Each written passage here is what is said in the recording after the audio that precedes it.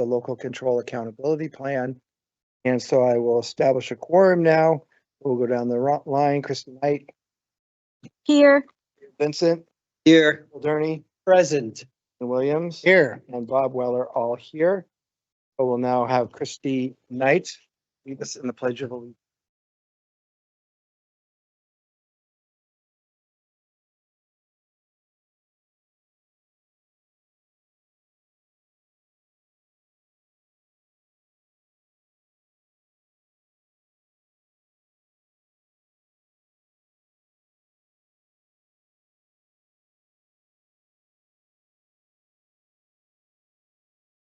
All right, well, who am I going to hand this district goals?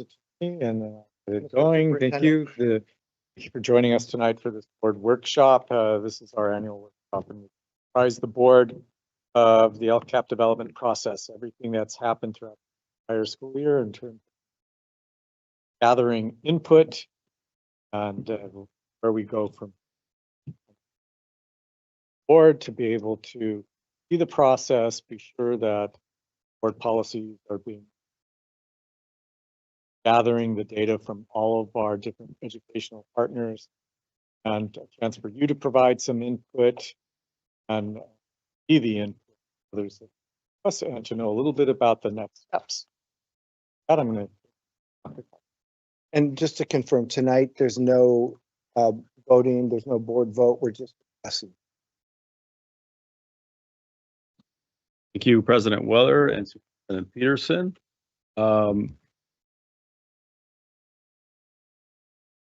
Brief overview of what we'll be covering today. We will be covering the overview of the LCAP process. Is a legal process mandated by Education Code.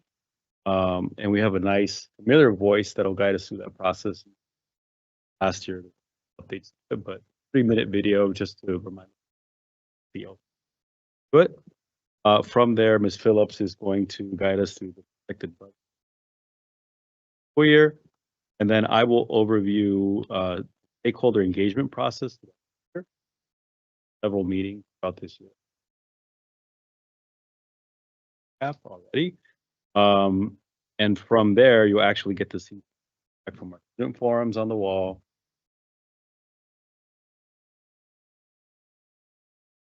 Top 3 survey priorities from our. Okay. We'll come back and we'll review the proposed actions and services from our educator and outline what happened. Or meeting. Okay. All right.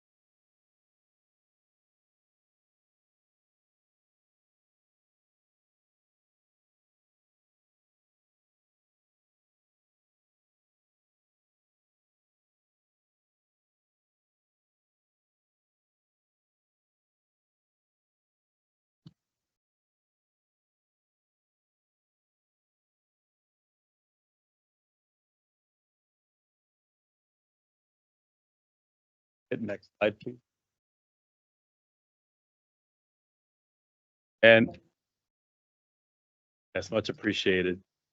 I also want to send a shout out to Dr. Adriana Lepe Ramirez, who couldn't be with us tonight. She obviously are organizing partner meeting, right? The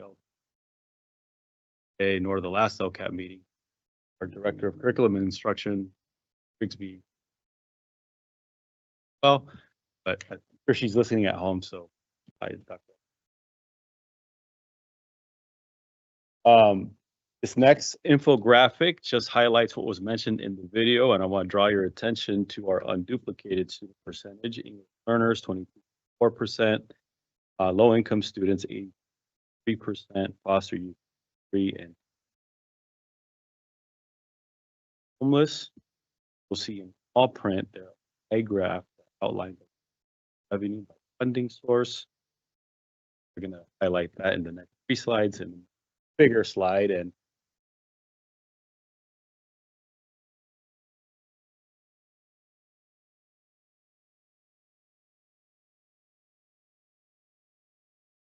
So finally, things that I want to understand on this bottom left-hand corner here where it has 22% English learners. So what total percentage of our district? you take the highest number there, 82.2%, because they're only counted one. Okay. So I'll just say this, and this is when I finally feel like I'm really want the term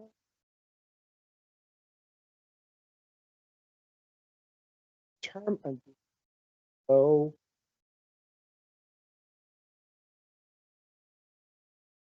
I feel like our entire district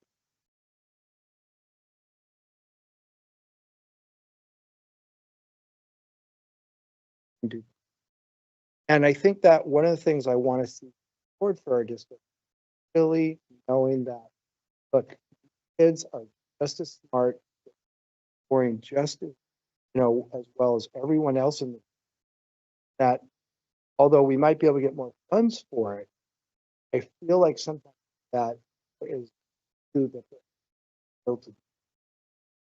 I want to make sure. I'm saying this. It's just, you have the money, have the resources, always use more money, always use. But our entire district, that's the part. I just, it's interesting. I was going to use a term, talking because why don't you use urgency? The reason why I get so fired up about it, there is an urgency every day, every year that you're not bringing these kids up to certain levels of education or testing scores for other students. That is why. Oh, you guys.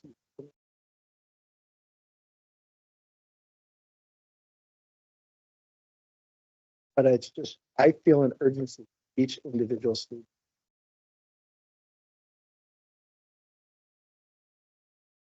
I appreciate the sentiment. I think everyone in our organization, we see it daily.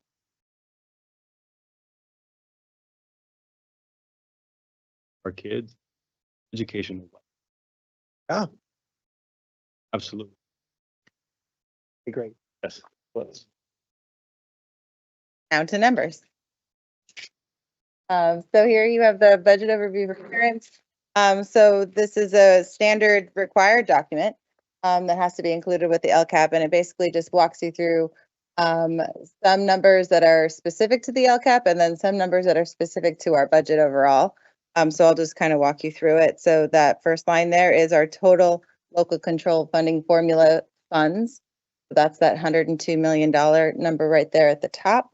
This is all as of second interim, by the way. So that report I gave you in March, that's what all these numbers are as of. So the supplemental concentration, so those are the specific LCAP dollars. So of our LCFF funds, the concentration and supplemental funds, that is what makes up LCAP. So that's that $25,725,103. They get, yes.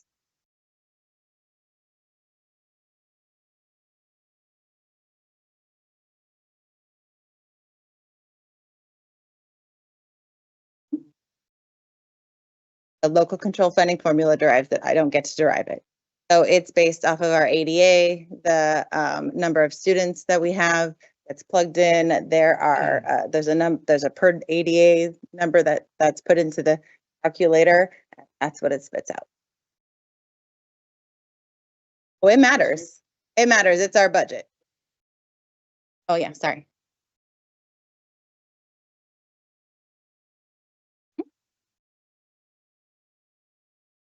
Yeah, it does. It matters. All of it matters. So the number of students and the number of unduplicated students is what derives the supplemental and concentration.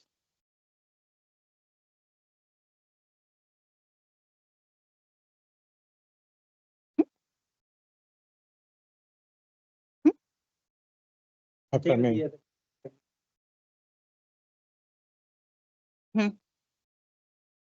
I'm getting feedback that we need to speak more directly into our mics. Not, so be sure that they're on and speak directly into.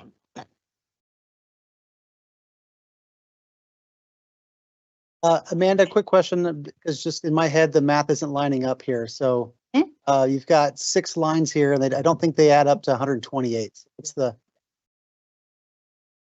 Well, that's great. I have to do math here for you. So, How the union's gonna want more money.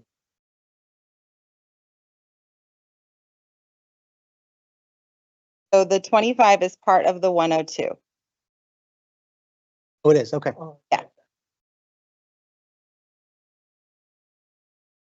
So the 25 is part of LCFF. Fair enough. Oh, and then, Regarding the concentration grant, can I address that? So sadly, Ryan said at GPT enough times that I actually signed up. Put in, please explain to me. oh, great. And it says tell me if this is accurate. Concentration grant. If more than 55% of the district are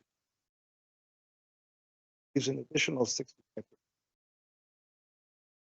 Add-ons, extra funding for special ed, small school districts, frozen fund.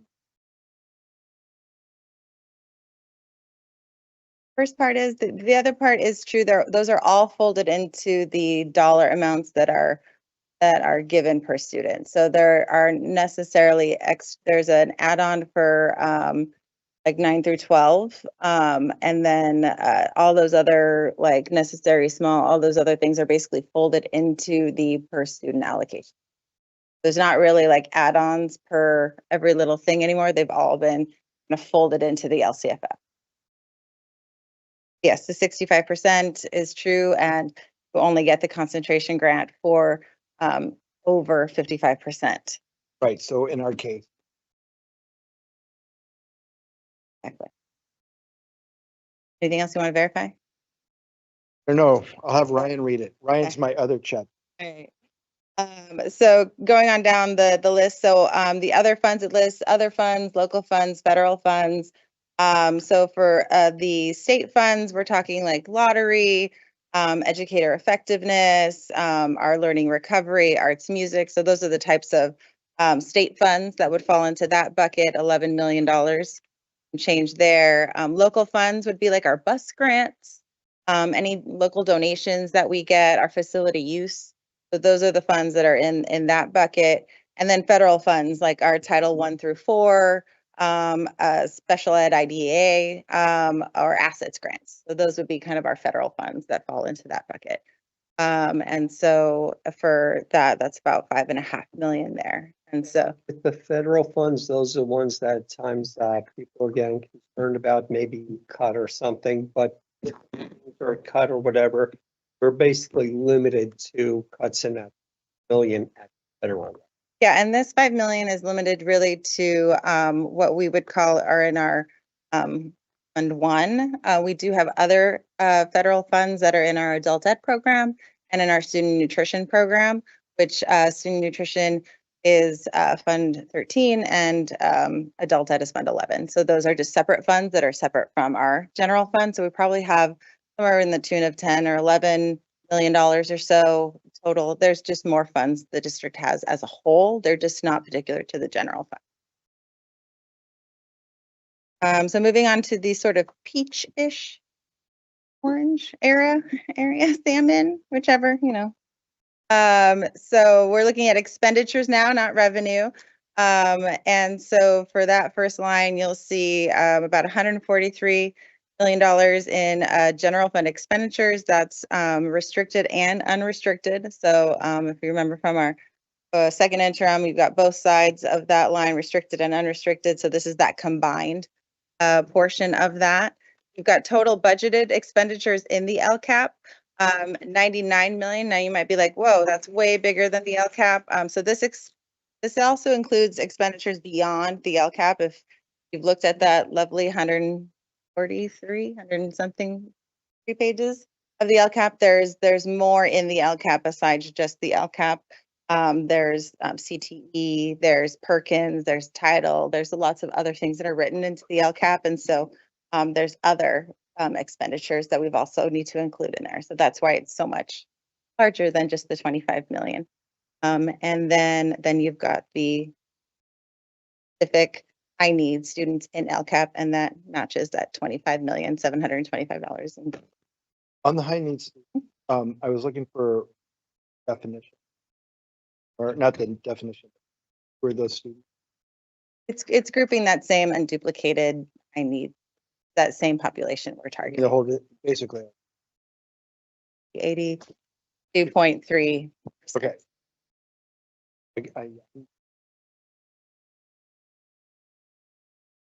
So question for you again, because numbers aren't lining up. So the green section about from the high needs standpoint, is that a 2024, 2025 or 25, 26? The green section is referring to 24, 25. I have no idea why. You know, the government makes really great templates, Is this and we have to follow them. Standard screenshot from the reporting standpoint. Yes, this is just a lovely form we have to fill out. And so we fill it out, we fill in the blanks. And so for so now we're going to 24, 25. This comes down from the state. Yeah, we just, Why we're 50. so we fill in the blanks. No, so we fill in the blanks now. So now for some reason we go into the green section and we flash to our current year instead of the future year. And That's a question, yes, Salmon. yes, you can ask a question. Of course. Okay, the expenditure are not in the LCAP. What's that? The expenditures, the one in the middle, the expenditures, Not in the, okay. Number. oh, 43 million. Yes. So that's going to be your difference there. Of all the expenditures that, like, so we have other expenditures that aren't in the LCAP. So things that aren't paid for Little Martine's budget. But we don't charge everything else, the district. What would be under some this? Would this be like, I don't know, Mhm. like that? Absolutely. Yeah, things I can't charge to him. Oh, okay. Things I'm not allowed to charge to LCAP, or Okay. we don't write into the A LCAP. lot of stuff we cannot fund through LCAP, right? Yeah. A lot. Yeah. Talk about local control. Insane. And I'm sorry, another hot seat question here. So total projected revenues, 130 million. And your total expenditures are 140 plus 100 plus 25 plus 43? Make the same favorite word, the deficit spending. Yeah, but that's a larger deficit spending than I'm. The 25, 26. Lines up, it should line up what we had with the board. Yeah, so at this point in time, at second interim, that is what we shared with the board.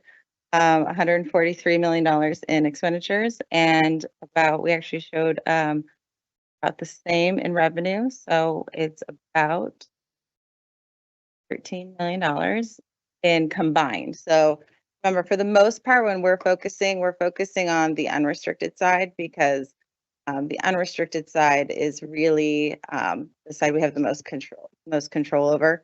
The restricted side are all those grants and there's usually carryover, and then we're trying to spend the prior year's money in that year. And so that kind of accounts for some of that imbalance. And so it's a little, when you're looking at that combined numbers, it does a deficit. If you were to go back to the MYP from second interim and just look at the unrestricted side, you would be looking more at like 108 million in revenue and only 99 million in expenditures, which would do at under $10 million in spending, which is probably more about what we were focusing on at second. But yeah, but I think it's also just the nature of a crappy temp. Yeah, I'm really sorry. Because when I look at this, I see 143 million plus 100 million plus 25 plus. Yeah, the order. 99 million is a It's subset. subset of of the 140, that's what I'm figuring out here. And the same with the 25 as well, right? I wish didn't live this way.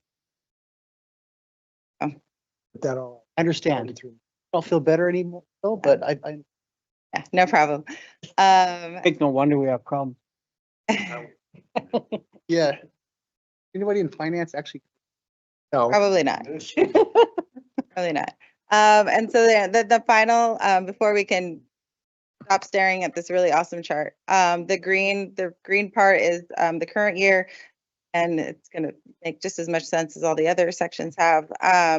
So the 26 million number is as of the June of 2024 adoption of your LCAP. So just so you know that budgeted expenditures in LCAP for 24-25 was the number that was adopted June of 2024. And then the actual expenditures for high need students is what we estimate that they will actually spend by the end of the school year in June of 2025. So not comparing apples to apples in any means, which is why those numbers are not the same. Obviously, we update it. LCAP is a number that can actually change in the current year because it's determined by that unduplicated count. And it is a rolling 3-year average where the current year number actually does matter.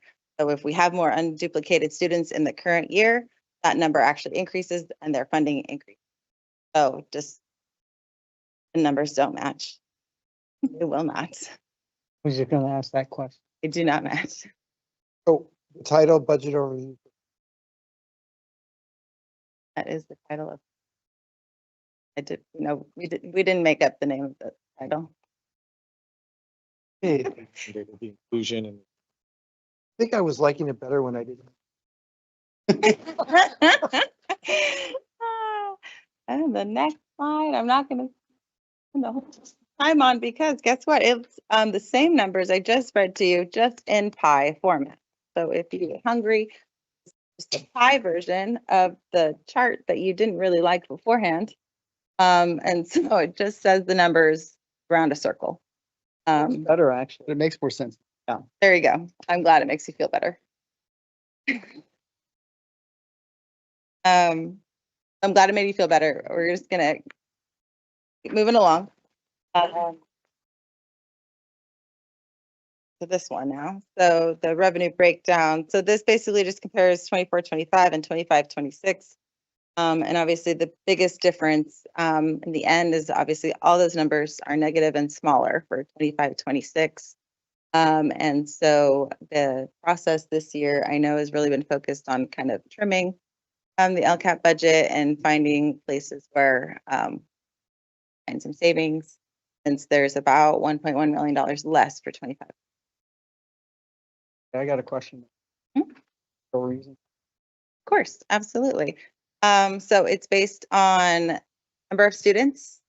So as our enrollment declines, so will our funding for LCAP. So it's all based on students. So while our unduplicated percentage may be staying flat or increasing, it's still based on number of students. So the number of students will impact the amount of funding we have.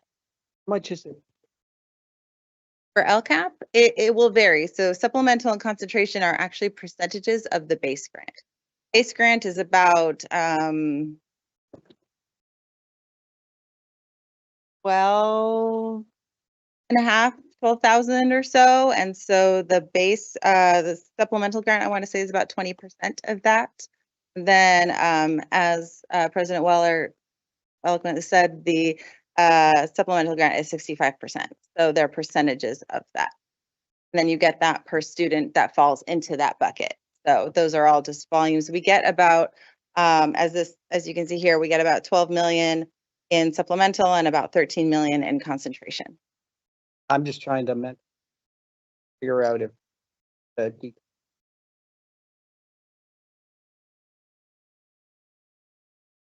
For 25, 26, and it's based on ADA.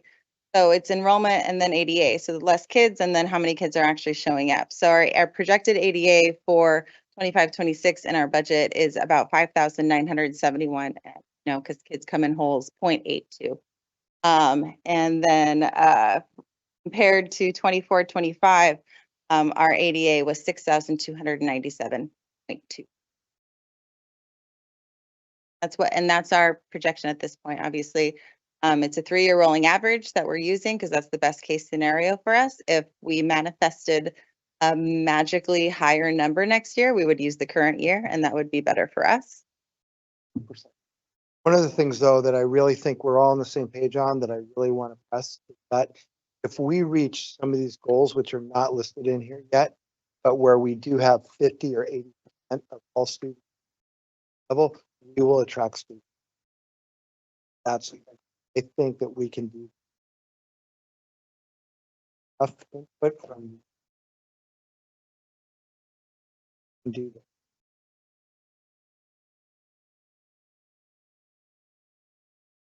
I've got a definition question. It might be for supplemental versus concentration. That'd be more for Amanda. Source. They really are just different. So supplemental is basically additional funding for unduplicated students that all districts get. You get that 20% for your unduplicated students. All districts get that. Concentration, you only get if you are that 55% or more. So only districts similar to us with 50% unduplicated higher get that extra funding. So that is where the LCFF is providing additional funding for unduplicated students in the supplemental and concentration. Thank you. Thank you for that, Ms. Phillips. On to stakeholder engagement process. Just want to orient the board to the process that we've undertaken so far this year in engaging our educational partners, or also known as stakeholders, being back in on what we should actions. A reminder, in January 2025, we presented to the board LCAP metrics board presentation, largely in part because December of 20.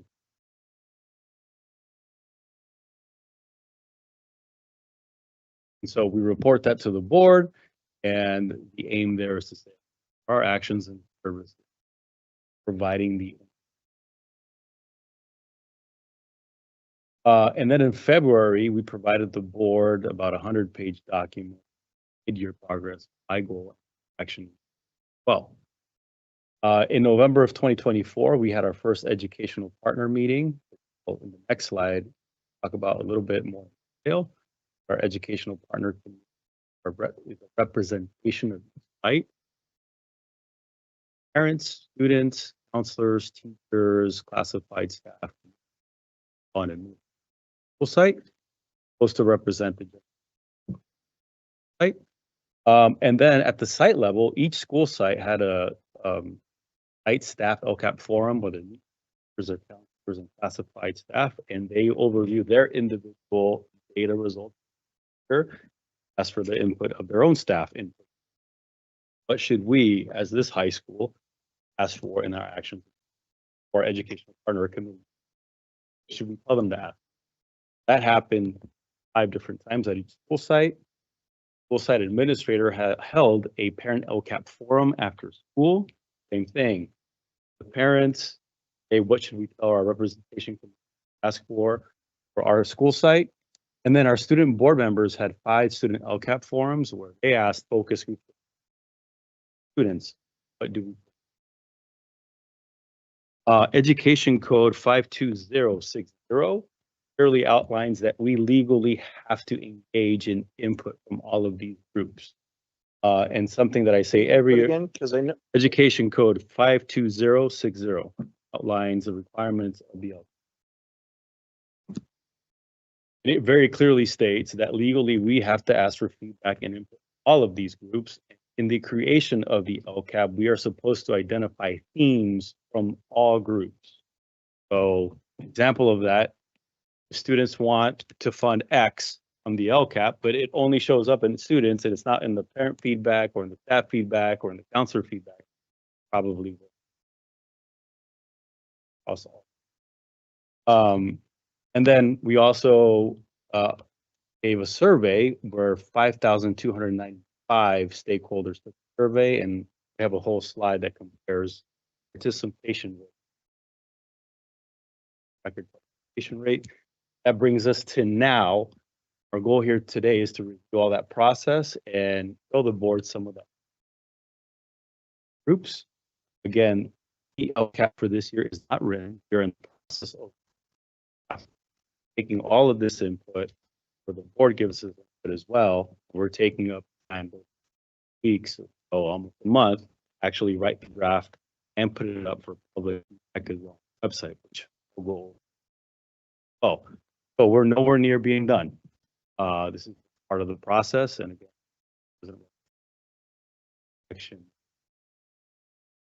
of the 3-year cycle, where, what year are we in?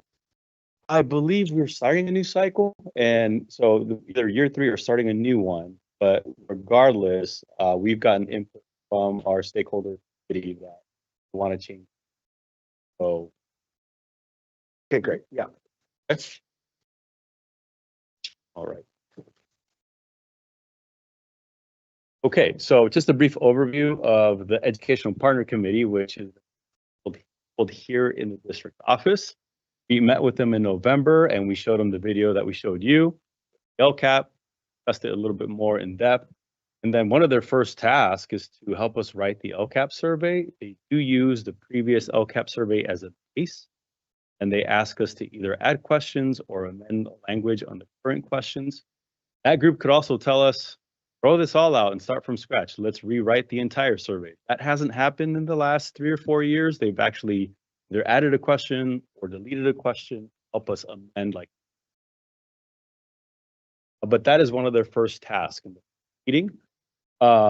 In the second meeting in February, we review the student achievement data from the previous year. On the previous slide, we update the board on our LCAP results. January, when the dashboard is released, we do that same partner committee to the end of, are the actions and services funding helping us reach our goals? Yes. The third meeting, we review the LCAP feedback from survey results, from the site forums, from our ELAC committee, English language learner acquisition, language acquisition stands for, and provide input recommendations on goals, actions, services. And then meeting 4, which just took place, they make recommendations. Services, what should we add, what should we add? Some feedback, perhaps services that reduce, not go away. They don't feel doing that. We'll get to that. Okay. That is the general overview of what we do with our Education Partner Committee. Very next slide. This is a summary of the themes from our LCAP student forums that our student board members helped us organize and facilitate. They went to every single school site and they asked, you'll see the questions about gallery walk, all of our school sites, 5 questions. And the 6th one was, share something with the board member, what would you buy? But you see here, triangulation of all of these responses and also the themes of which actions and services and comments received the most dots, which is around the room. And so from the student forums, students wanted more access to academic support, and you see bolded there, more access to tutoring, relationships. Before you move on. Yes. So this is interesting. I really spent a lot of time these last couple digging in, looking, as well as not sleeping. This will really, like, I'm 4:30 in the morning. there's two things. I'll just focus on the academic. Now, I see in there, remediate during class period. One of the things that was discussed with me, talk about this, but sadly, one of the electives that are underperforming in take a class where they're not in one math class and they're in another class remediating where they're struggling. That they might have two math classes, get them up to speed. They're probably only going to happen in grade. It's interesting that they actually put that in there. Aids, tutor, and grade. So I thought that was Yeah, and I'll remind the board, we also have a math board workshop that we can discuss that in detail, but we'll also when we get to goal one, have that discussion as well. Yeah, we'll get to that. I won't read these verbatim, but I'll just hit some of the highlights. Yeah.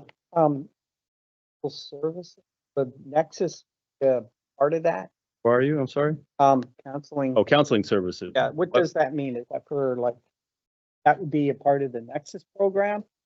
You mean Project Next? Yeah, Project. Yeah, that could be included. Absolutely. So exposure to college and career readiness, generally speaking, if you ask students, and I attended all of these forums, it's mostly access to a counselor. And when you ask students, like, tell me more about what that means, there's variation, right? It's like, they want the ability, and wouldn't we all, just to walk in and get, right? I'd love to do that when I go to the doctor or anywhere and not have to make an appointment. You know, the caseload for counselors competitively around San Diego County, we're very competitive. One of the lowest caseloads yet. Counselors are very busy. So for a student to go in and service exactly when they want, how they want it, is difficult. But when you ask the student, well, did you try to make an appointment? Did you email? Go during lunch? Did you go after school? How many times did you try? Then they're like, oh no. But regardless, it's still identified as a theme, and we still put it there. Right? what I find interesting about this, that is support with college application, scholarship opportunity, all college.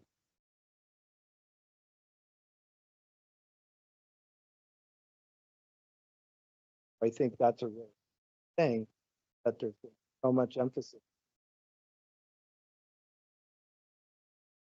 But I think when you're getting good grades, getting into good colleges, I see mental health thing. Glad. It's also not just about college either. It's a career opportunity. Yes, thank you. Yeah, Correct. Also the point. non-college. Yeah, thank you. Correct. Also on the opposite side, you'll see relationships. So did hear a lot of things, access, health, and services. You'll see that when you do your gallery. Would I say it was perhaps a little less than previous years? I would say yes. That's true. That's good. But it's still a need and a want. And then I'll draw your attention to course offerings there. Generally more access to AP classes, which we'll get into. We are offering more classes, full enrollment, which we are increasing. Driver's Ed, which we're exploring. There's some things there to Bring it back. yes, and more courses that prepare students for real life skills. You'll see that. And finally, more access to educational field trips. Our AVID program is one of the marquee programs, I would say, in the county and the state. And part of what they do is they take a lot of the AVID different colleges throughout the year. And for our students that aren't AVID, they're like, I want to go too, right? So we're going to try to figure out how to. That's generally what. that's really important, especially the drivers. A lot of young people. Again, this is our Might not help that. our feedback from our students. Okay. And then I'll jump to the next slide here. Just a general overview of the participation in our survey. This year we had 5,293 participants. In 23-24, up in the upper right-hand corner, you'll see we had 3,400, and then in 22-23, we had 3,300. So it's significant increase, That's amazing. which we're really proud of. And then you'll see the breakdown there by school site as well, and also by role, you could say, in school community, students, parents. classified. Probably attribute some of the drop off from students. Right. And let's jump in the gallery walk. We jump into the gallery walk. Let me just orient you to what you'll see. On my right-hand side, you'll see feedback by school site by question from our student forums. Remember, our student forums were facilitated by our student board members. So they asked our student focus group at each site 5 questions. The last one there you'll see posted. Some board member will tell them, right? So that's what you'll see on this side. On my left-hand side behind me, you will see feedback from our educational partners. What actions, services, absolutely lots represent. Those are what they are identifying as areas of priority. And then right above that, you'll see top 3 responses. Those are the top 3 areas of priority. Areas of priority by goal. Okay, so that's the right-hand side and the left-hand side. In the past, we've attributed about 15 minutes, but okay, by ear. Yeah. Okay. For now. We start from down here and. Okay. Okay.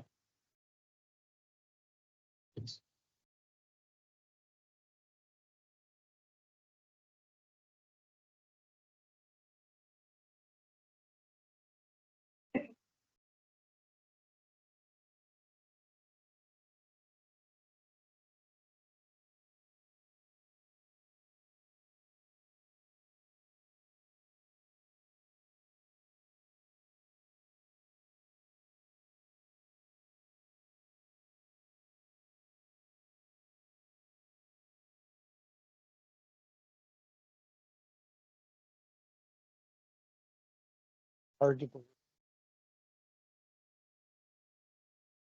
Okay.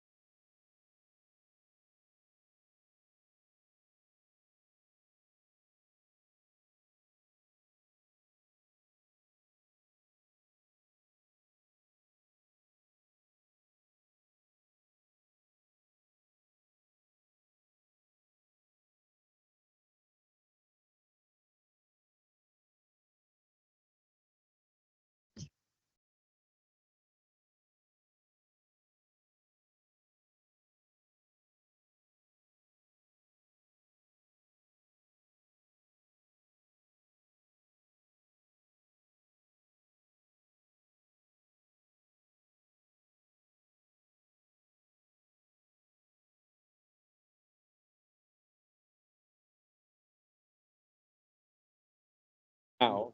Will be. So here,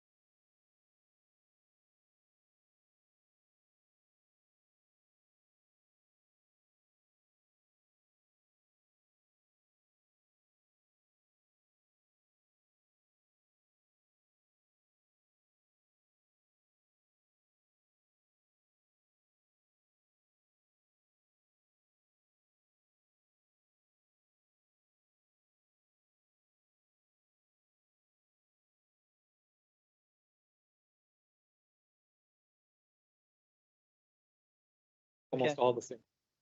oh, really?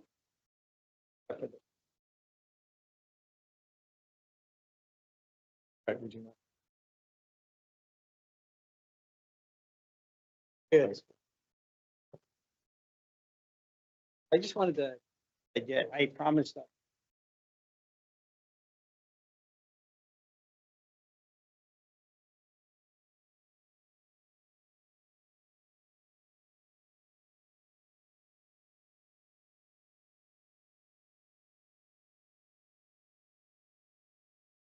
Oh, you know what? Yeah. For APG.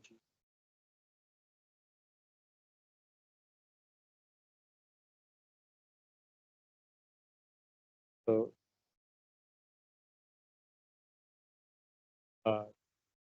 They're done in, Oh, I got you. except for when it's prior. For you. Probably what they.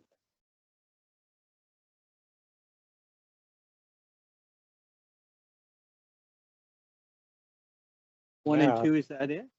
A freshman would be. To do math. Accelerate. Does that It- mean, Probably.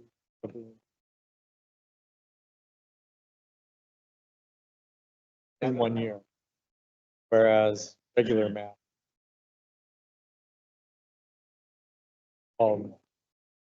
Freshman. Next year, sophomore. Accelerated. Both years of math in one. oh, okay. Yeah, but we're not doing, We don't. But we did pilot something last summer.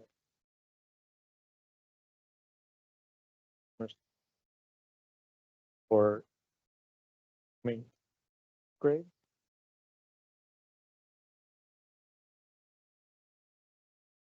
oh, that's, And That's therefore. great.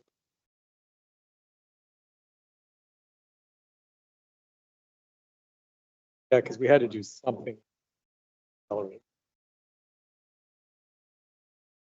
I just wanted to pass. But I'm Thank sorry you. to give you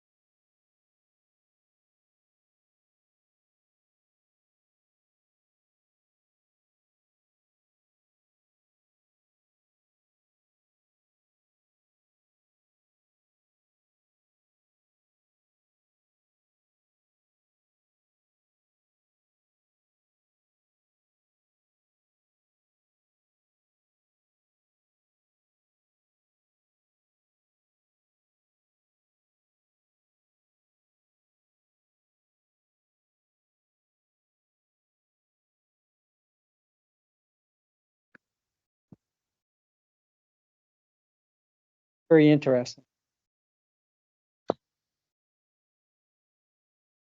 It is. Dots are nice.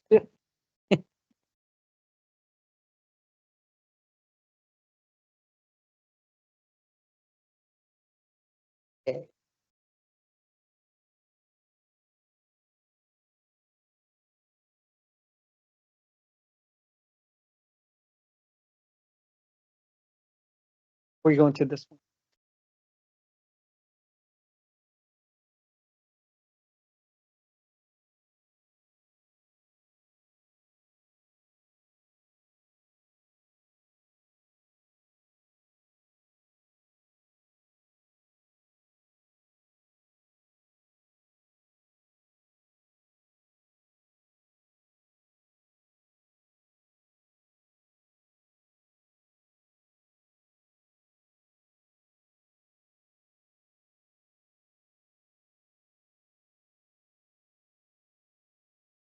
Oh.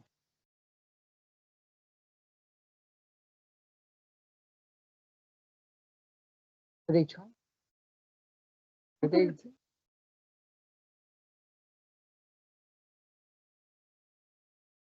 Well, they took off. Okay. Know what happened to the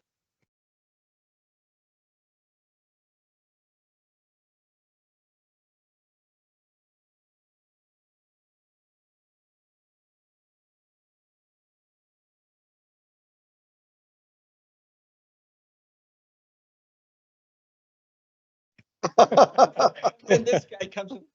I ruined the part. Bob, she's back, so keep it short.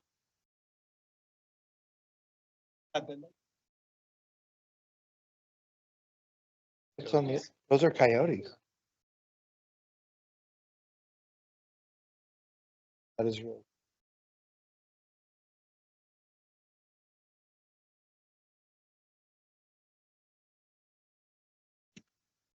That was awesome. That was good.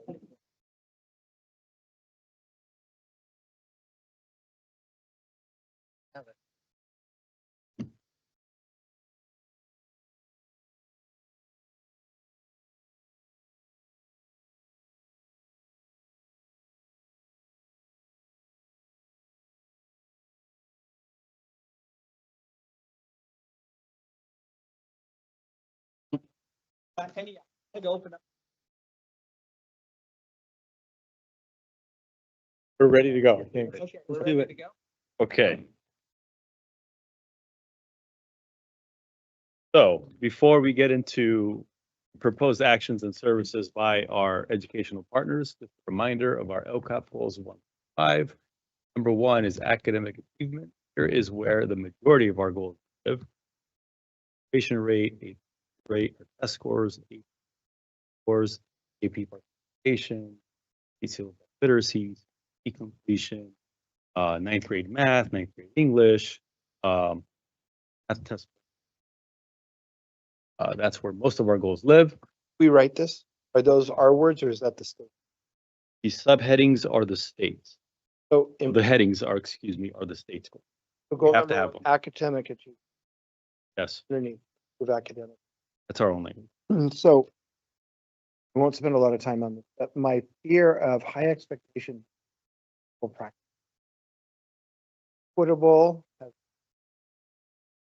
Equitable that I've been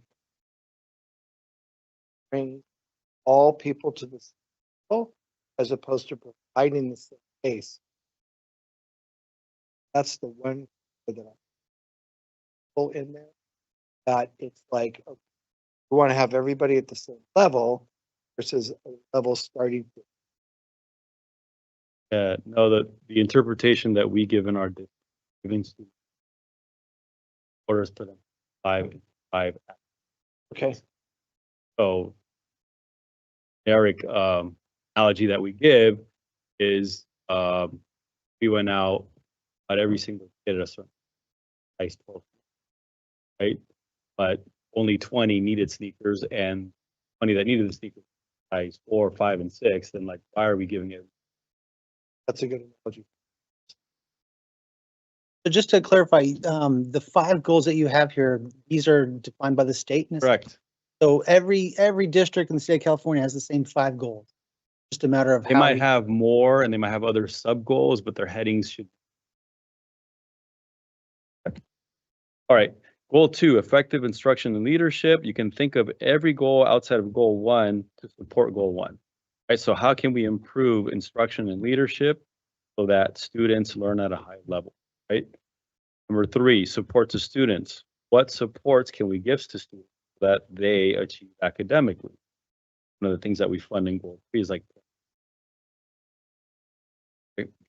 Goal 4, how can we engage our parents and our community so that they can support their kids at home so that they can academically. Finally, goal number 5, how can we ensure that our campus is safe?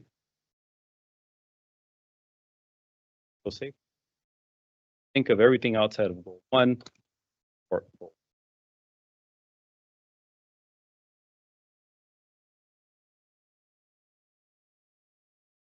Oh, there. So do we do any statistics on incidents that occur at? Legally, we have to every single year. You Report it on, do. yes, we report it on the Get California access dashboard. to that information. I can send you the link. It's publicly available to California dashboard, also on the California. I'll send you the link. Thank you, Don. Yep. But you know, I really would like to be. Yep. Kind of look at where that's our. You can see it by district, by school site, by incident type, year by year. Fix it down, all kinds. Okay, great. Thank you. Okay. So I'll explain this slide, and the slides are going to look similar by goal, but the blue on the right-hand side where it says priorities, that is reflective in the posters that you saw on the back. So the actions and services that receive the most dots, that is what is identified in areas of priority. And what's important to note before we get into the details of each action and service that's recommended is that there's actually nothing new, because the Educational Partner Committee is asked the question that you heard in the video.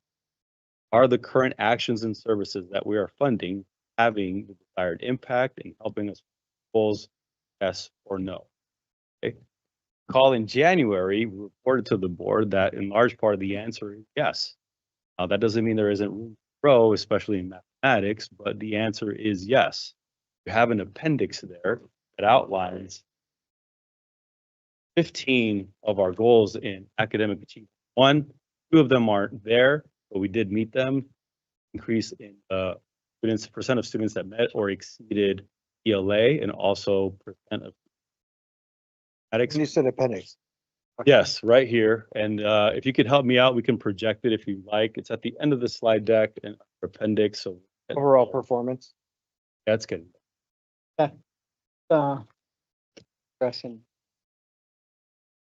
Again, this was shared with the board in January, but it's the first link of goals. There we go. Oh, okay. So yeah, there's 15 there, 11 out of 15 goals showed improvement. Even some of the ones that we did not meet still improve. So I'll draw your attention to the middle of the table. For example, increase in English language learner reclassification rate by 2%. That was our goal. We increased by 1.1. Did we meet the goal? No, but did it increase? Yes. In 11 out of the 15 goals, we had an improvement. You mean math? No, an increase in ELL reclassification rate by 2%. Oh, okay. So ELL not going to just kids that are in ELL.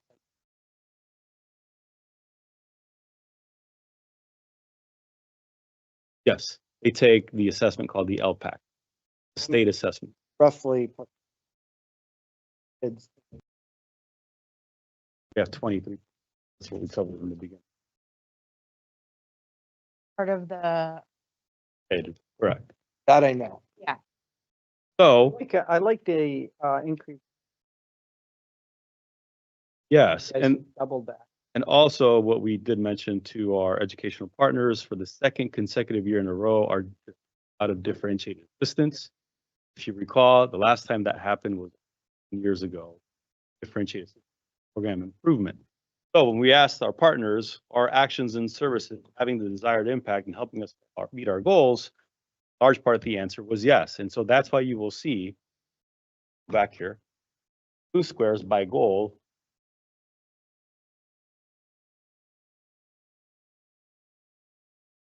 You'll see a lot of the areas that are in blue were actually things that were already servicing. Okay, so Got you.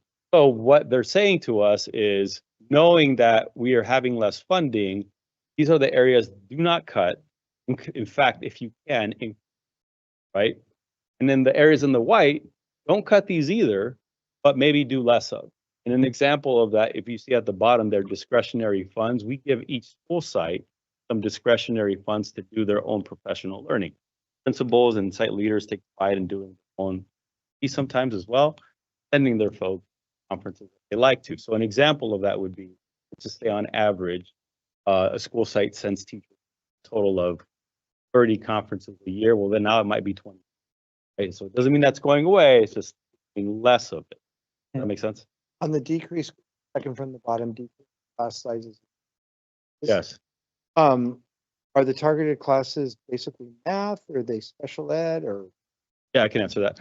9th grade classes core, biology, 9th grade math, 9th grade English, also our English language learner cluster class. Their classes have 8 learners, well, ed environment, but they also are accompanied by a bilingual. And how, Those class sizes are and roughly class size 25, 25 to 28, depends on the regular class sizes.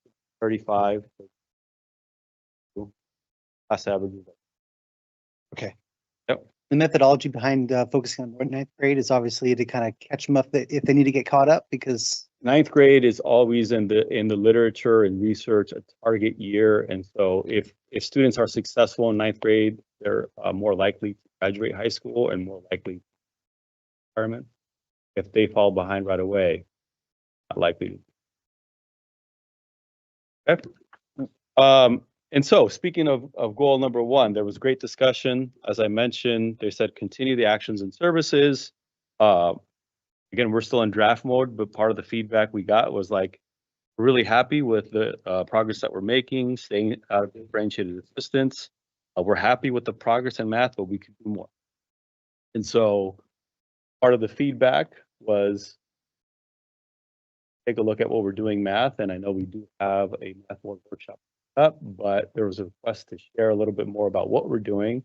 And with the mouse, if you could scroll down, more, all the way down, more. Math highlights there, up. There we go. I put together this sheet, what we're working on with our math content specialist, Renee Farrell, with our director of curriculum instruction, Kelly Grigsby, in concert with our math content coaches at site levels. But here's what we've been working on, and we're going to share a lot more in detail in the math board workshop if the board would like. But here's some of the things that we've been working on. I'll start with the highlights. 3 out of 5 of our EUHSD high schools are performing better in mathematics compared to pre-pandemic math achievement levels. Those are Escondido High School, San Pasqual High School, and Valley. EHS 2-year growth has been 7.3%. San Pasqual 2-year growth has been 9.3%. Valley High School 2-year growth has been 1.3%. District, we've grown 4.53%. Mathematics. I'll just add that those 3 high schools also increased arts. And I'll add that we've shared this with the board as well. Only 13% of San Diego County high schools are performing better than pre-pandemic. Very few high schools. 10% were in that. Okay. The next one EUHSD high school, Del Lago Academy, has maintained their scores unchanged and remains the highest performing in the district. And then 1 high school, Orange Glen, experienced a decrease in the math score. Okay, so what are we doing about it? Currently, Change Idea 1, C1, and C2 are currently active in our district. 1, we have district-wide CAS practice 3 times per year prior to the CAS. That might not seem like the most revolutionary idea, but for the pandemic, we were not doing that. But we had no way of tracking as a system or longitudinally how our kids might be doing or predict how they might be doing CAS test. Sure. For the past years, able to forecast pretty accurately. This is what we're predicting outcome to be pretty spot on. A lot of that is attributed to this. We use a form of Renaissance to do this. Is it the only platform out there? Point is, we want everyone in the system practicing 3 times prior to CAS. More importantly, as they progress through our grade levels, 9, 10, and 11, okay, by the time they're a junior, they would have practiced some sort of CAS 9 times. Obviously, the first year we did it 2 years ago as a junior, that makes sense. But we do expect progressively because of this. It won't be the only thing, but it'll be a combination of things. When you say I'm supposed to be speaking. So when you say longitudinally, does that mean we're following those students through the grades, or is it each grade as the? I guess I'll explain it this way. So if I'm a 9th grader and I come in the first week, the expectation of the first 2 weeks that I take a diagnostic mathematics. You take it, right? 3 or 4 months later, I take another version of that because they're adaptive in the way that they take them, right? They're computer based, right? I should be able to see, hopefully, some growth from my first 2 weeks to 3 months later. I take that again 3 months later before the end of the school year, Right. right? Again, in 10th grade, my first 3 weeks are taking another assessment in that same software. Well, I am able to tell how the student is progressing from 9th to 10th. Okay, good. Okay, so it's student tracking. Yeah. Tracking. It, Right. When did we? Years ago. Last, Of course. maybe I'm off the topic here, but okay. Right. Okay. So do you guys have, like, for the kids getting like a We have entrance? their 8th grade CAF score from the element. Okay. Like to some better. Do you get the test from our? That's a good question. I believe We do. we would have access, but I don't think we do. But Make an effort. yeah, we can look into that. Yeah. Yeah. So there is, you're relying off.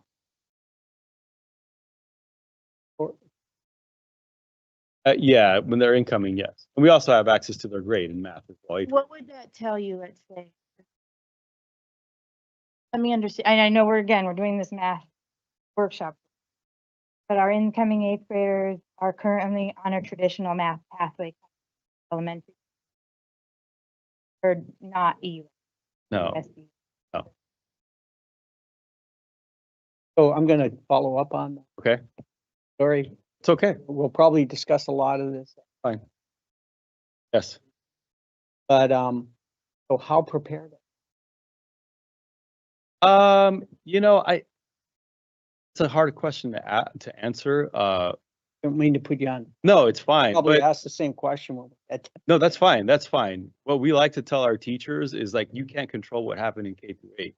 Yeah. But what's really important is that we assess how they are day 1 with us, and can we demonstrate? Because this is, I'm less worried about grade level than the first day a kid starts with us, 180 days later, can you show improvement? And I say that because how fair is that to a teacher if you get a kid that has interrupted education in Guatemala, hasn't attended school in 2 years, you expect that kid in 3 months or in 4 months or in 5 months to be testing at grade level 9? That's not realistic. If they haven't attended. It is realistic. It hold people accountable to A1, A180 can for the student. So I will say this because we will have a debate point on what you just said, but we're not going to have. Sure. So following that theme, Okay. Fine. so with the regarding, so do you, with these scores, do you evaluate the kids and then determine what their capability is? First year, grade 9. Important time. Students able to be and the curriculum. perform Yeah, so specific- part of what the software They don't at that time to be a downward.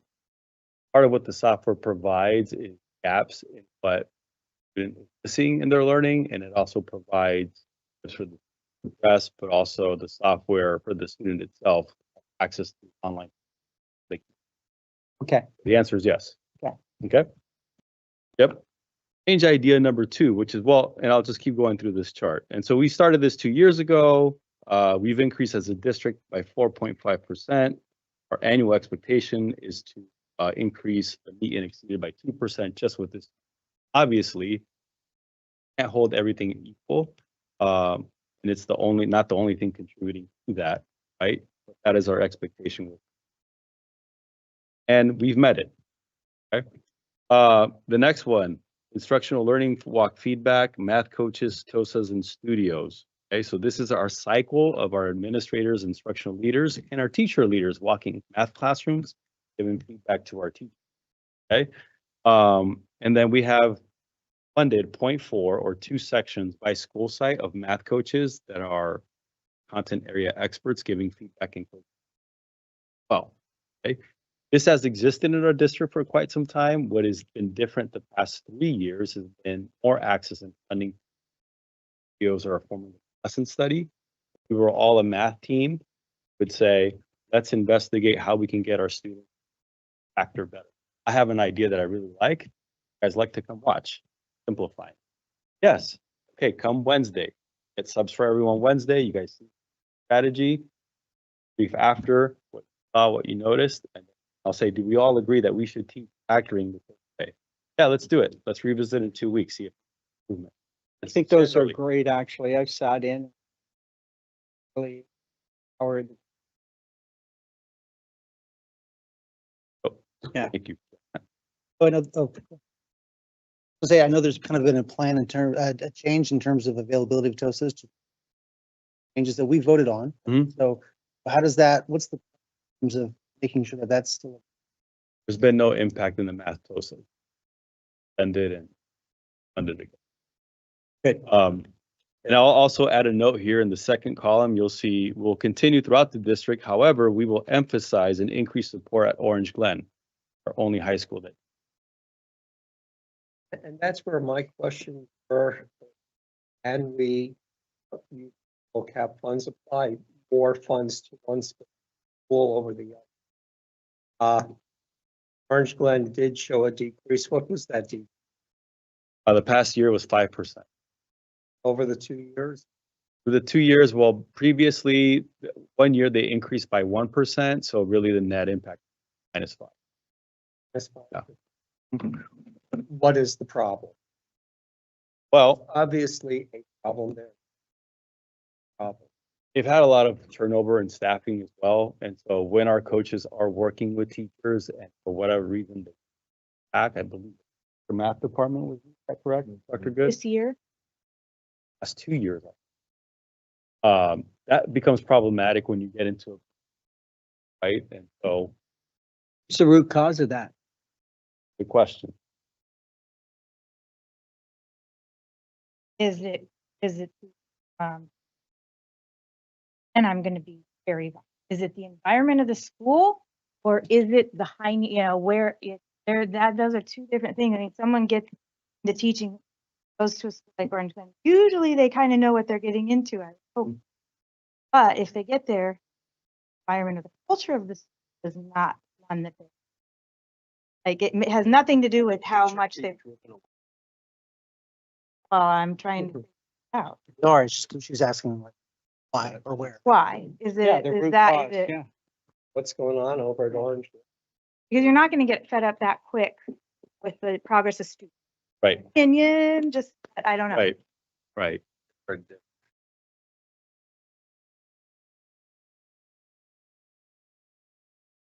Exit interviews. Courtney, put on your mic. It variety of factors and what some folks will indicate on their resignation. The reason from moving out of state, different job in a different district to, I would say that there's a pattern in some sort of curricular areas, not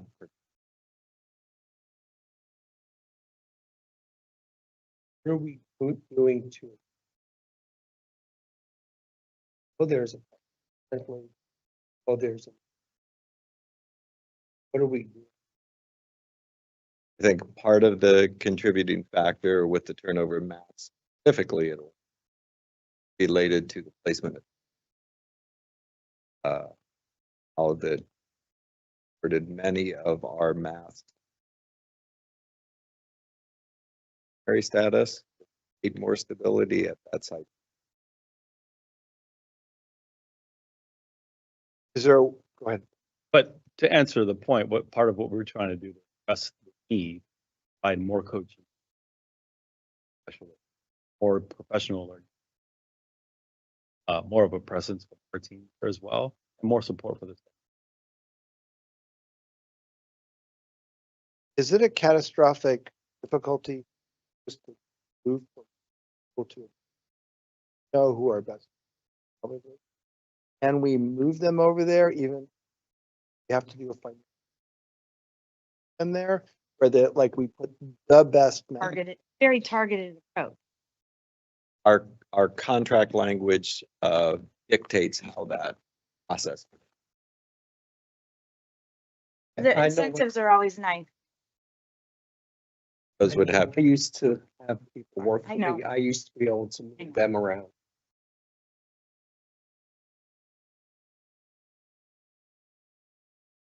And he's saying we do, right? It's built, there's language built in. well, there's language that does not make it as simplistic, but you're referring Not like to an corporate. outside I get it. industry. I think as a, for instance, a posting that I know one of you had asked about, Spanish. There is a Spanish teacher at one site where classes cannot sit to. You have to apply. He had to internally post first, are there any internal candidates who might like to go or walking site? Involuntary. Okay, thank you for that. And again, we're sidetracking a little bit, but I think it's fine because this will be a preview. Yeah, of what we're talking let's about. continue on, yeah. Totally fine. Yeah. What I want to outline about change idea 1 and 2, these are actively taking place. Change ideas that I'm going to refer to after change idea 2 won't have an impact until 2-3 years down the road, but they're going to have a major impact. So I'll get into that in a second. Change idea 3, targeted math 1 peer tutoring, that's starting next year. Tutoring's not new. It's been in our district for decades. But this form of tutoring will be new. It will be partially funded through our A3P grant and then partially funded also through the LCAP. What's different about it is we're paying peer tutors, our own students, help tutor their students. Board members had mentioned all that, and that'd be great. Currently, it's in place at Del Lago and San Pasqual High School. We're spreading that district-wide now, and they'll be monitored and trained by a teacher, a math intervention as well. And teachers will have specific areas of needs that the students help on. We always, and we will still continue to have before school lunch and after school tutoring that are walk-in.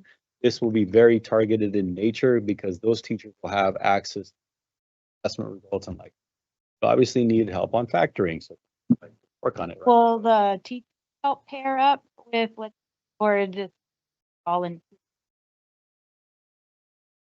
They have to apply. There's an application process because they will get paid. So, but the teachers will help us like that. Or the We're good at factoring. exactly. Okay. Okay, so that'll start next year. Great. Change idea number 4 started last summer, accelerated math summer pathway for incoming 9th grade. So we send this to our feeder districts and we say, you know, your high math achievers can actually complete all of math 1 summer sequence in 8 days and start their sophomore year in math 2. So, Or freshman year. sorry, start their freshman year in math 2. And if you think about that, the normal sequence is freshman year math 1, sophomore math 2, junior year math 3, and wasn't a graduation requirement before, but I'll get into that in a second. So this particular cohort of kiddos by their junior year will be in one of these classes, AP Calculus, AP Statistics, and or data science, are way more rigorous should provide results.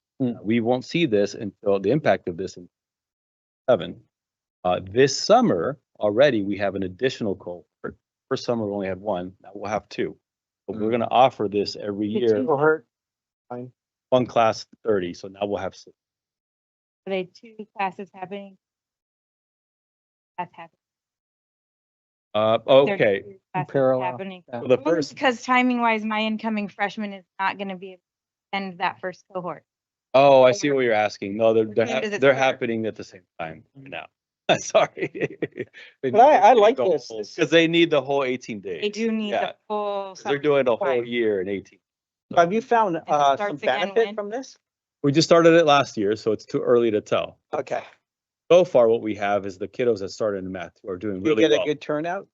Yes, all 30 passed and are doing well right now, but will it have an impact on the scores? Too early to tell. I got enough time to skip a whole year, 18 days? Well, they're doing well in math too right now, so That's right there. the answer is yes, I'll go with that. because they were identified as high achievers already. So. Okay. Change idea number 5 is a 3-year math graduation requirement, which the board approved last school year. The impact of this, however, will not happen until 7. Okay, this year's freshmen, by the time they're juniors, will all be in math 3. And remember, the data that we found was only 68% of our current juniors are actually in a class. This will have the biggest impact on our scores. Because what we were asking kids to do, like if they were track athletes, like, hey, the last time you ran the 400 meters was in sophomore year.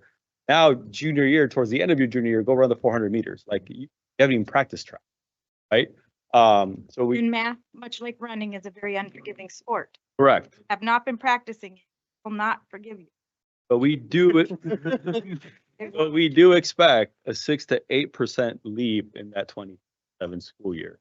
Wait, hold on. I want to, you know what? I'm gonna, Fine. thank you for going through this. Yes. And then, This actually, goal is huge. yes, I don't remember. Yeah. That's, based on other outside data perhaps. yeah, it's a prediction and I'll get to it in a second as well. And then change idea 6, we have new course offerings, data science, which started last year, personal finance this year, AP business principles, 25-26 next year, and robotics math course, which will start at San Pasqual High School Excellent. next year. Now, most of these courses, however, won't happen until after they take the class, usually their junior year, unless you're a kiddo that was in the accelerated summer math pathway, will have access to these courses your junior year. But most kids probably won't have access to the senior year. Regardless, they'll have access to real world math application that will motivate them. Math.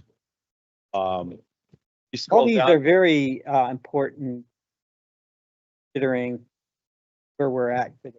It's finance and pro. absolutely. I'm really happy with the, how much is driven by the state? But the courses? Yeah. Really only personal finance, because it's going to be a graduation requirement, but we already have it. The other Okay. ones, not so much. I mean, keep Okay. in mind, we're part of a national pilot for 8. Data science is popular around the state, but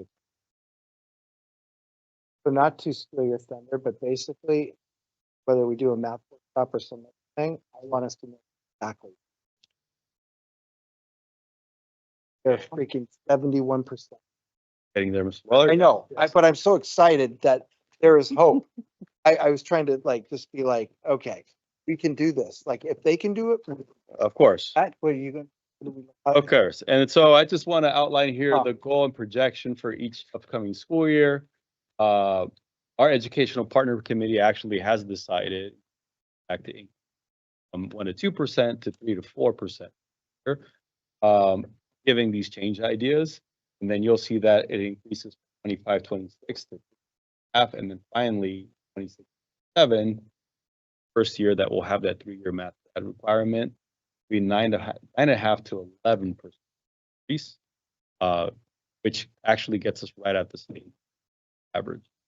So that is our improvement plan, scathing the surface of it, which is a lot more detail math team, math coaches that we're working on for seventh.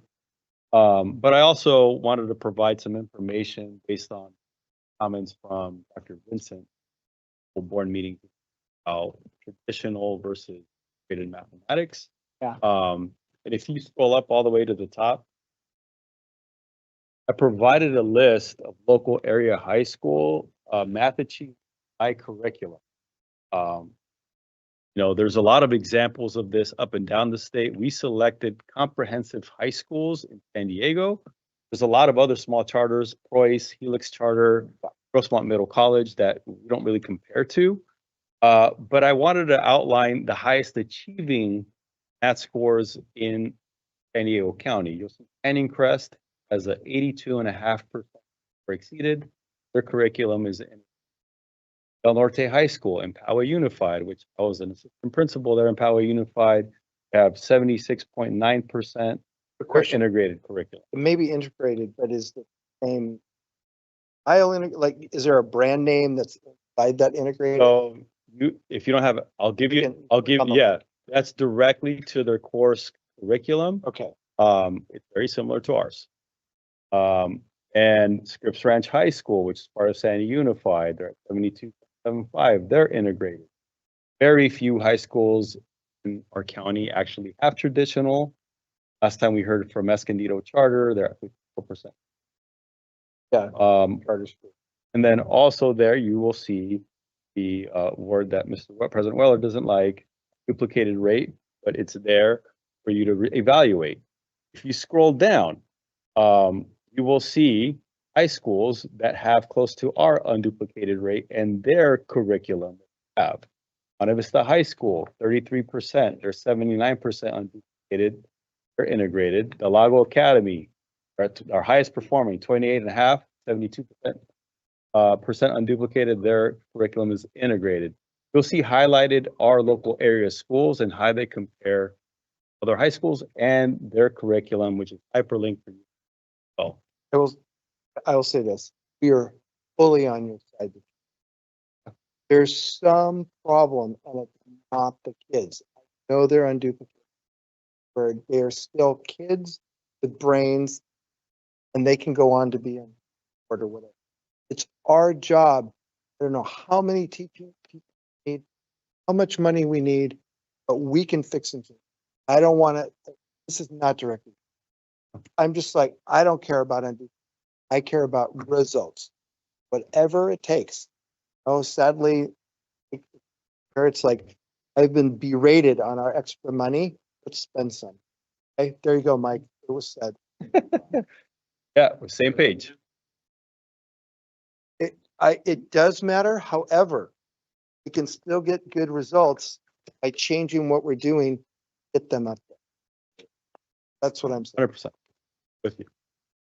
So I just wanted to provide this because there was a question about what are our highest performing schools and what's their curriculum, because I think the implication last time was, is it our curriculum? May or may not be. I think there's, in the math field, they're split. Do we like traditional? Do we like integrated? You can see the results locally, what it says. May or may not mean anything, but I wanted to provide you. So more to come in our math board workshop. I'd like to go back to our. Go for it. Okay, all right, We'll do it. very good. We're still on goal 1. Yes, we're on goal 1.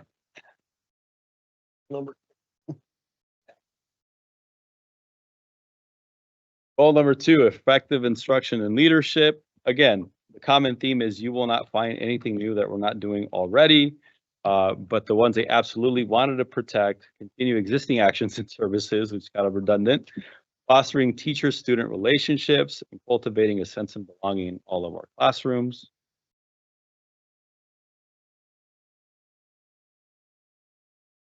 Questions on goal 2?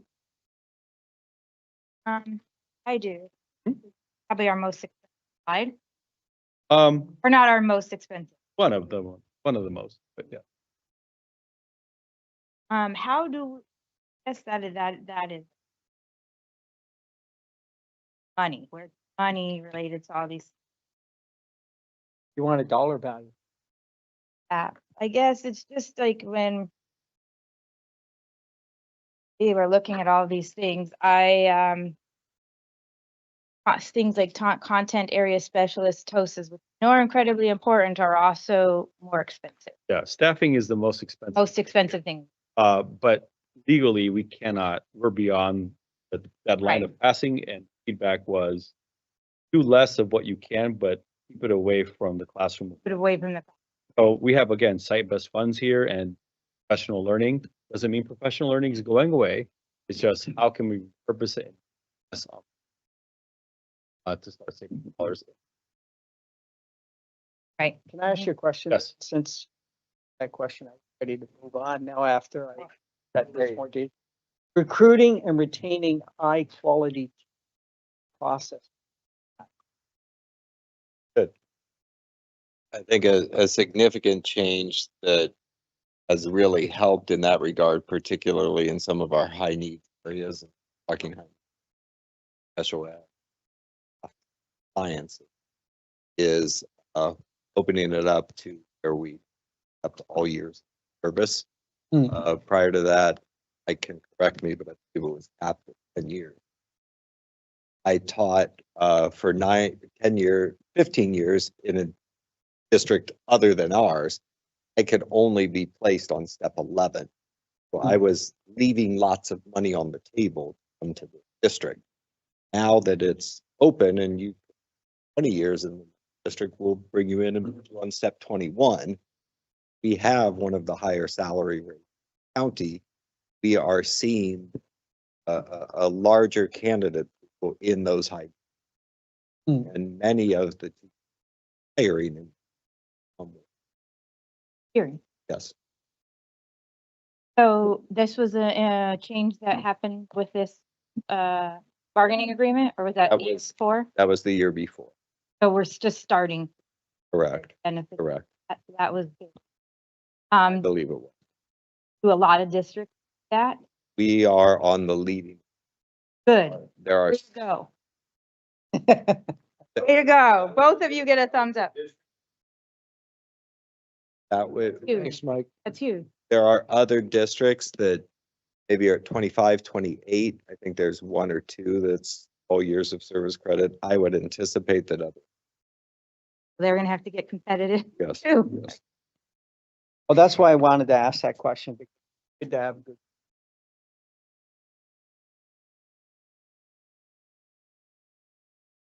So I'm glad to hear that. I'll have to deal with other issues, chemical activity, the cost of it.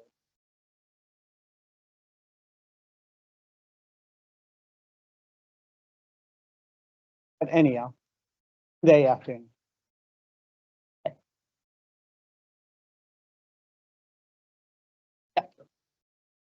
Okay, goal 3, support the students, and I'll focus 2 blocks there. Again, continue existing actions and services. Poverty off. Like the additional counseling support, which you also factor. College and career experiences. A lot of the things happening are those. And then additional course offering, enrollment, more AP classes. Or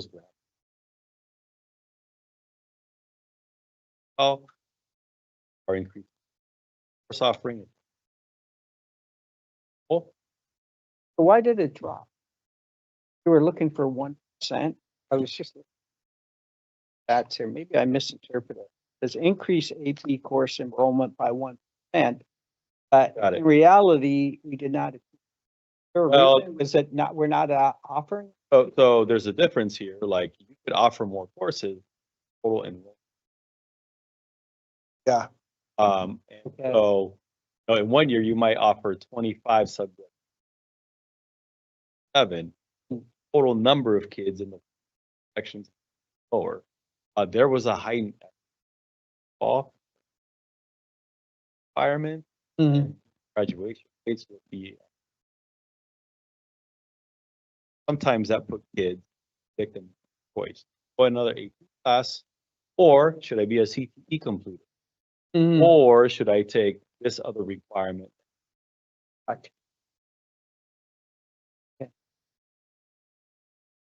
Relatively close. Thanks for And sharing that. sometimes they're making those decisions on their own if they're Correct. not getting best advice from. Case by case sometimes. Okay.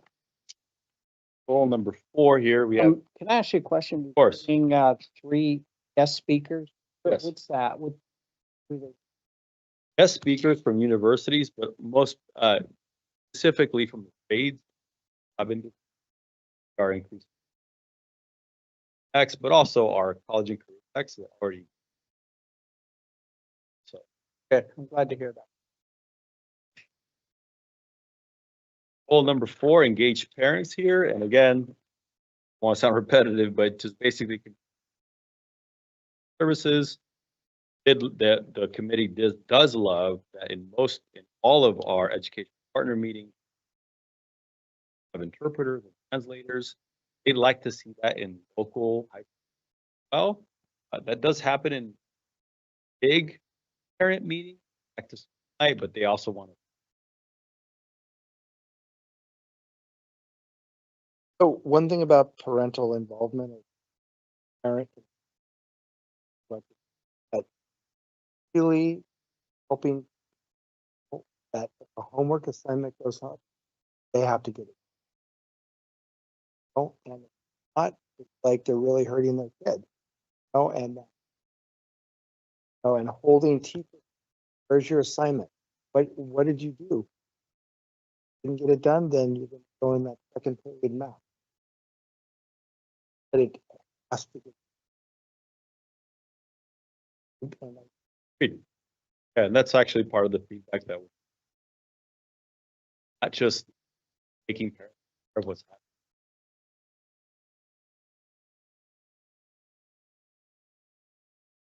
So your transfer program, that involve like volunteer? It's an employee. We have Oh, okay. Because I know my employees wife, plural, sorry. my wife is Filipino.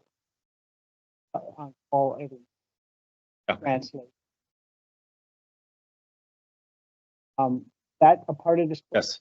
Yes. Okay, good, good. Glad to hear that. Is that you serve a very beneficial service. Great, go Yep. ahead. And then just one thing to note here as well, live outgoing messages. We heard from our parents that instead of getting a robocall, they prefer a personal phone call. Totally. And so that's what that. Oh, okay. Because we get doctor, Yeah. Yeah. but I like it. Kinda cool. So goal number 5, safe and respectful environments. And they just want to continue our existing actions and services. Social emotional support, cultivating a sense of belonging, foster community campus. Student voice, create opportunities to celebrate and honor student success, growth, and achievement. Heard that a lot from our students, but coincidentally, a lot from our that's already happening. Sorry, which one? The last bullet point there, create more opportunities, elevate. Got it. Campus has their boards.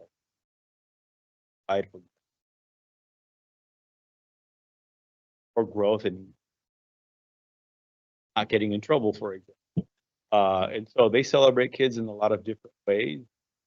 All of our campus boards that they do, the feedback from parents. One school offering for recognition. I really My school too. like those. Yeah. Be nice to see some teachers. Haven't seen any The teacher of the year. Not coming. Oh. once a year. Yeah, that's fair. They deserve enough. more credit than once a year. Agreed. Agreed. Yes. At the site level, they typically have like a month, but a point taken. Yeah, we could do that. Like that. Yeah. Okay, so I'll jump into the next steps because we still have a lot of steps left in the process. So right now we're in the window of writing the draft. And we have basically to late April to May 1st, we have to post a draft of our LCAP by May. If we have a draft that we feel comfortable with, it might happen 15th or 16th. Some of these dates are really key. They have to be posted about 3 weeks prior to the back. Actually, then we have to submit a draft of our LCAP to the county office. June 2nd, we have a meeting, 7 people from the county office that actually evaluates after of our LCAP. They give us a lot of feedback on it. We have to address and make those revisions, basically 7 days. And then on June 10th, we have a board presentation hearing, and the board does not take action. Provide the school after the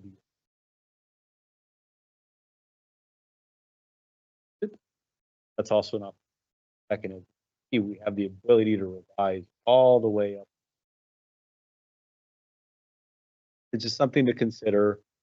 It referenced the ed code. It does have to represent common theme. That is our task. That is what the county office looks for. They say, well, where did you come up with this goal? Right, you wanted 100% of your kids to be the physical. What about like said that like parents or kids like based off what? So we have to be able to provide that. For time. Questions? A couple of thoughts. Yes. Go back to my griping about this. So the whole LCAP, I don't really feel really local. Basically is contrary to it because, but I did feed all 3 of the last LCAPs. And it's interesting. I'll just boil it down. I just don't think we should have 1 to 2%. I want to say like, let's put in the LCAP, like maybe 4% this next year. And then the next LCAP, we could put in 9% and then 12%.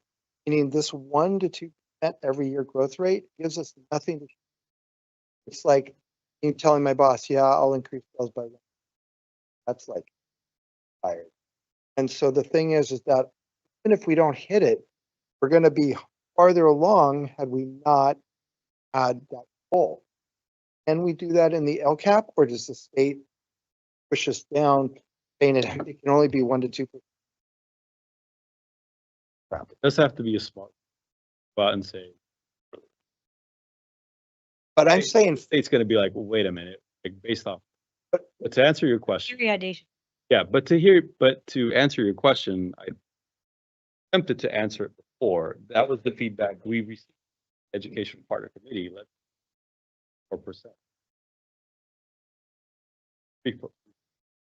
4%. Knowing that we have this. so They did have the feedback. I'm thinking 3 to 4% this time, but I'm thinking like 7 to 10%, following out. And, or, yeah. We have to engage in the process. Yeah, And also, Bob, I'd be concerned about continually not making a goal, how that affects morale too. At a goal that's this height, I can't make that. I'll never make goals that I understand what you're saying. However, we're aren't about going. I'm not saying don't increase. right. But the thing is, if we're going to get to 50, this right now, we're a decade away. Kids. Now the CASP, I want to go on the record saying this clearly, the CASP was not the only. I've come to learn that, not like Mr. Castman. But the thing is that like, I want to make sure clear math comprehension at every grade, regardless of how they do on the CASP. You could show us the answer, how we're achieving. That's Yeah, that's actually great to hear because quarterly, yeah, we actually also look at calculus score, this the number of different. Yeah, absolutely. Because we're definitely doesn't need to be that way. Also marketing. Whereas, relative to others, is actually good. So, The- but the- people don't understand that. That's true, but the Celebrate comparative, what we have and but the comparative is we're all at F, with these math scores. And I'm just like, gotta fix it, we have to fix it. Oh, we'll fix it. I think we all on, Question I have, Martine, whenever you have and call out a series of various goals, right? So we've Yes. got goals 1 through 5, right? Anytime that you call out goals or add priorities to them, right? It's something that's taken, away, right? And you mentioned before in terms of, hey, we're not gonna take this away, we're just gonna do a little bit less of it. Correct. But where do you feel like because we're putting so much effort in they're on your plate, what tends to fall off? Right now, the bucket we're looking at is quite honestly, doesn't mean right. Majority of coaching. It just absolutely. Will that get us to one? But we are discontinuing contracts that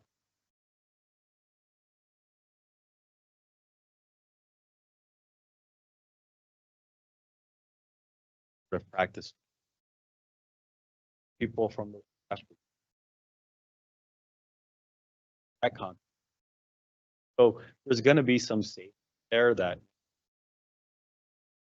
don't have. What about from, so that's on the side of the teacher. By focusing so much on math, where Question. I mean, I would say we try to protect services across the board. That's been a priority from partners. I'd like to say nothing, but I haven't had this. Also, but yeah, our priority is not. glad to hear that. The question. I don't like Rob and Peter. you always do, because there's a finite amount of space. And you just have to choose who's Paul. Exactly. Right, well, we started on May 1st, and we will end on May 1st. Whatever, 8:03. Thank you. Oh. Good one to hear. Thanks, Martine. Thank you. And Amanda, Appreciate it. thank you too.